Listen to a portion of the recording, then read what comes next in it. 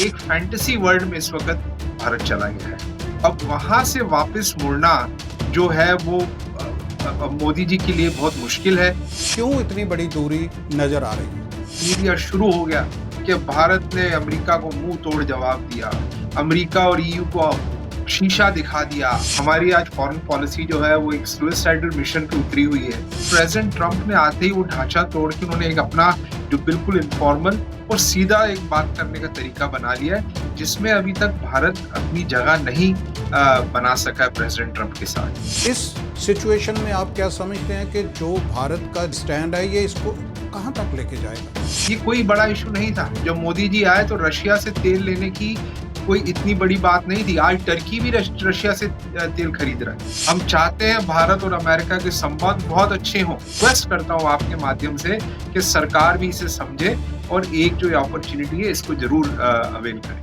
President Donald Trump का एक ताजा बयान सामने आया जिसमें उनका हमलावर रुख भारत के प्रति दिखाई दे रहा है। उन्होंने कहा है कि भारत रूस से तेल लेकर ओपन मार्केट में बेचकर बड़ा मुनाफा कमा रहा है। ये तल्खी दिन ब दिन और बढ़ती जा रही है। भारत ने भी इसका सख्ती से जवाब दिया है। दो दोस्तों के बीच ये तल्खी कहां जाकर खत्म होगी? इस सारे घटनाक्रम पर जो बहुत नज़दीक से निगाह रख रहे हैं वो हैं पॉलिटिकल एनालिस्ट जसदीप सिंह जैसी। जसदीप सिंह जैसी यहाँ भारत की राजनीति में भी गहरी दिलचस्पी रखते हैं। वहाँ वो अमेरिका की राजनीति को भी बड़ी क्लोजली वॉच कर रहे हैं। जसदीप जी, आपका बहुत बहुत स्वागत है। धन्यवाद, थैंक यू, बहुत बहुत आपका। जसदीप जी, ये दिन ब दिन दो दोस्तों के बीच क्यों इतनी बड़ी दूरी नजर आ रही है?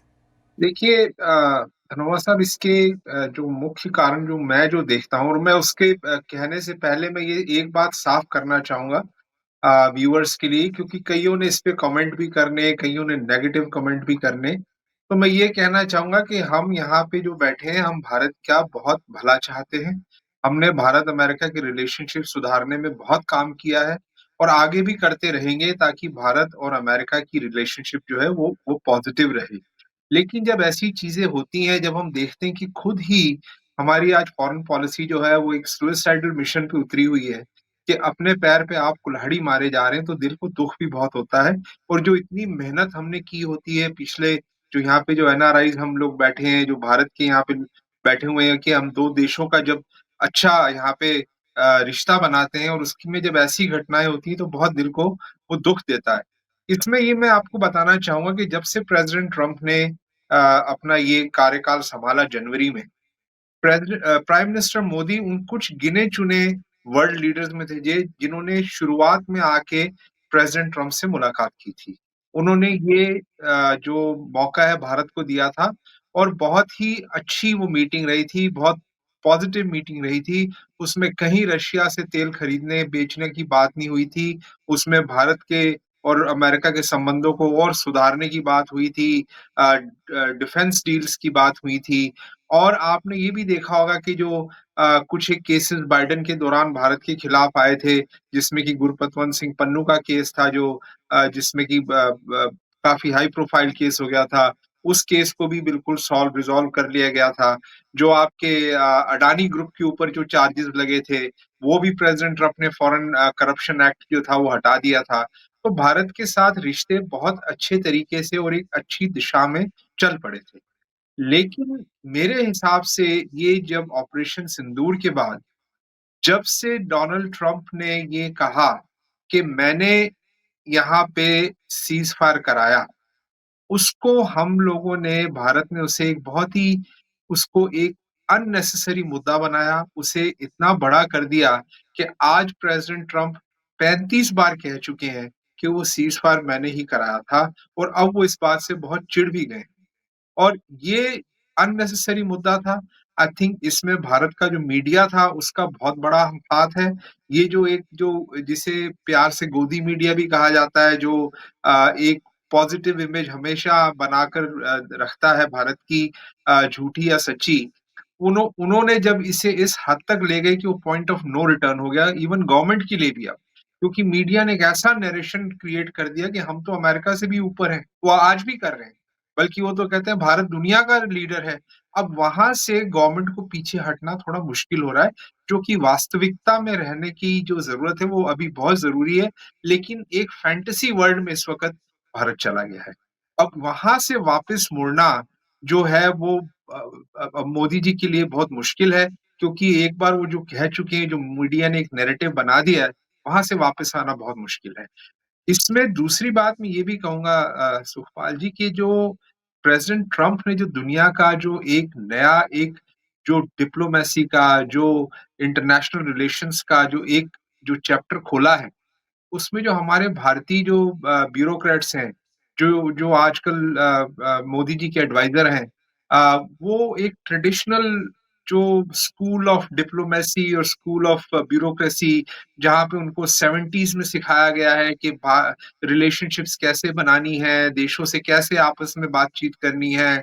बहुत ही रिजिड और बहुत ही एक जिसे कहते हैं ना वो बड़ा ही वो एक एक पुराना-सा ढाँचा उन्होंने रखा हुआ है फॉरेन रिलेशंस के लिए।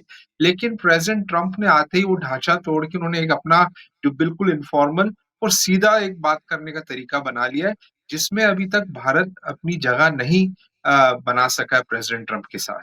बाकी देशों ने बना ली है, ईयू ने बना ली है, इंग्लैंड ने बना ली है, हर देश ने यहाँ पे आके और अपनी जगह बना ली है, लेकिन भारत अभी इसमें पिछड़ा हुआ है।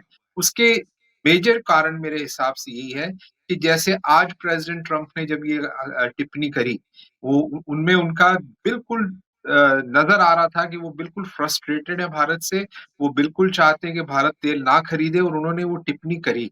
उसके जवाब में जिसे टिट फॉर टैट में मिनिस्ट्री ऑफ एक्सटर्नल अफेयर्स ने एक स्टेटमेंट दी, जिसकी कोई तुक नहीं बनती कि उन्होंने चीज़ें गिना दी कि हाँ, कल तक आप भी ले रहे थे, अब हम भी ले रहे हैं, ईयू ने भी लिया। भई वो तो कल की बात हो गई।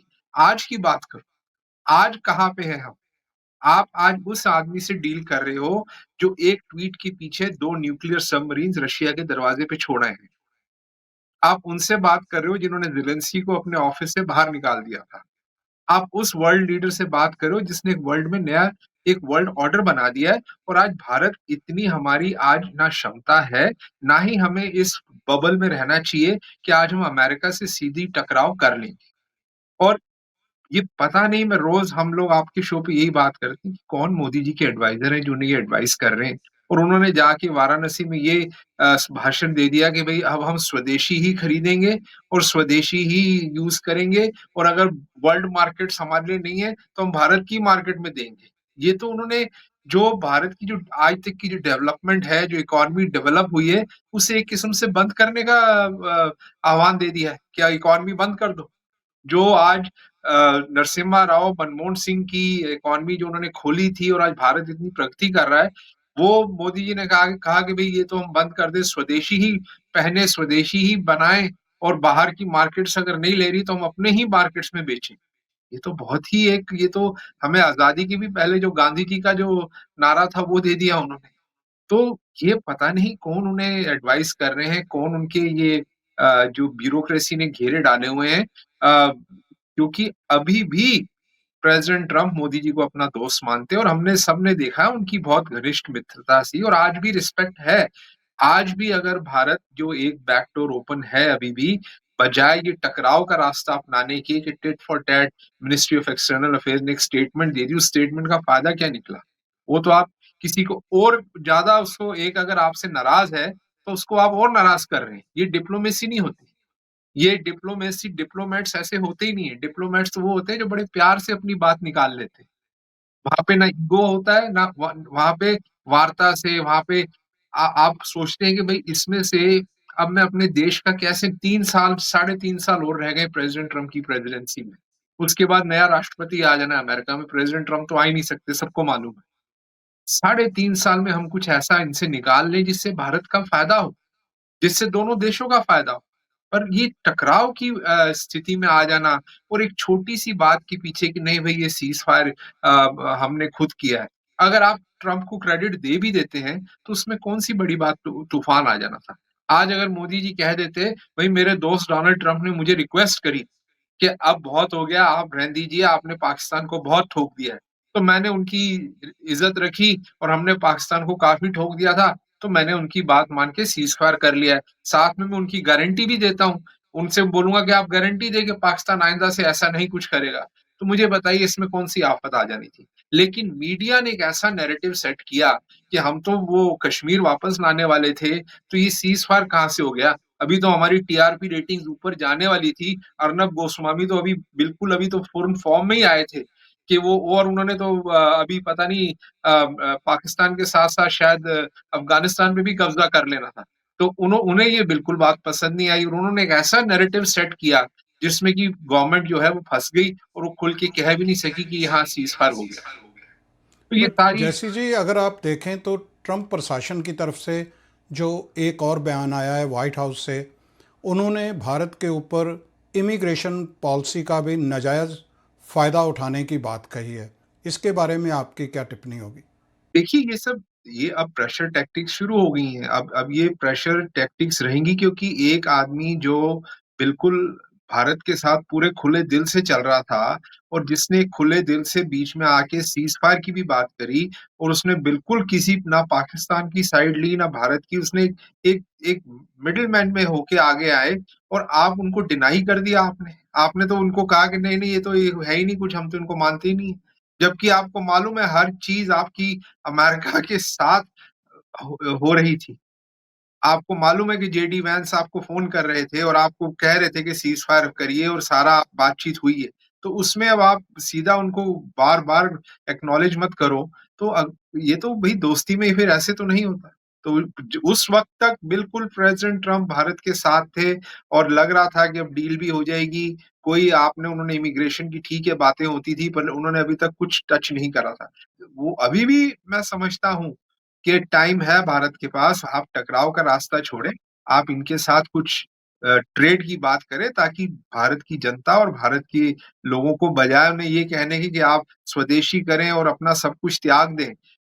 मैं नहीं समझता कि भारत की जनता इस वक़्त त्याग के लिए तैयार है और ना ही करना चाहिए क्योंकि ग्लोबल मार्केट, फ्री मार्केट का ज़माना है और इसमें भारत को बिल्कुल आगे आके और वर्ल्ड लेवल पे आके अपने प्रोडक्ट्स भी बेचने चाहिए। बल्कि ये बहुत सुनहरा मौका था कि हम अमेरिका को कहते भई हमें चाइना के खिलाफ आप खड़ा करो। भारत पूरा खुला है आपके लिए, आप आएँ और यहाँ पे इन्वेस्टमेंट करें, आप आके फैक्ट्रियाँ लगाएँ, आप हमें टेक्नोलॉजी दें, हमें चाइना के खिलाफ खड़ा करिए। लेकिन ये हमने जिसे कहते हैं एक सुनहरी मौका जो है वो खो दिया, 2 बार खोया, एक बार कोविड के टाइम हमारे पास मौका था और एक बार अब था। लेकिन ये मौका वियतनाम ले गए और छोटे-छोटे देश ले गए और मैं बड़े ये हैरानगी के साथ कहता हूँ कि पाकिस्तान भी इस फॉरेन पॉलिसी में हमारे से आगे निकल गया। जिस तरह की सख्त टिप्पणी प्रेसिडेंट डोनाल्ड ट्रंप की आई है कि वो कभी पाकिस्तान से तेल निकालेंगे और भारत को शायद वहाँ से तेल लेना पड़े, और जो जियोपॉलिटिकल सिचुएशन बनी हुई है, अब अगर भारत जैसे किसी ज़माने में उनको ये लगा था कि शायद अमेरिका हमारा उतना साथी नहीं है जितना किसी ज़माने में रशिया था, बट अब रशिया भी बदल चुका है और चाइना भी बदल चुका है। इस सिचुएशन में आप क्या समझते हैं कि जो भारत का स्टैंड है ये इसको कहाँ तक लेके जाएगा? देखिए, चाइना ने हमारे जवान गलवान घाटी में क्या हुआ था हमें भी भूले भी नहीं है, 2 ढाई साल पहले की बात है। और वो एकदम से हम लोग चाइना के भी बिल्कुल खिलाफ हो गए थे। अब मोदी जी चाइना जा रहे हैं वापस, ऐसा क्या बदल गया? पाकिस्तान से तो हमने बातचीत बंद कर रखी है, लेकिन चाइना जिसने हमारे कई जवान वहाँ घाटी में फेंक दिए और उनसे हम फिर बातचीत करने जा रहे हैं, ट्रेड भी चल रहा है। सो ये जो हमारी फॉरेन पॉलिसी है भारत की, एक इसे कहते हैं एक या तो ये इमोशनल फॉरेन पॉलिसी है, जो कि प्रैक्टिकैलिटी से बहुत दूर है और रशिया आज हमें सब मालूम है कि रशिया एक ताकत है, माना अगर भारत को रशिया से भी रखना है तो उसमें कोई ऐसी जैसा कि मैंने बताया जनवरी तक ये कोई बड़ा इश्यू नहीं था। जब मोदी जी आए तो रशिया से तेल लेने की कोई इतनी बड़ी बात नहीं थी। आज टर्की भी रशिया से तेल खरीद रहा है। टर्की के ऊपर कोई अभी तक अ, जो है वो टैरिफ नहीं लगा है, ना ही पेनल्टी की बात हुई है।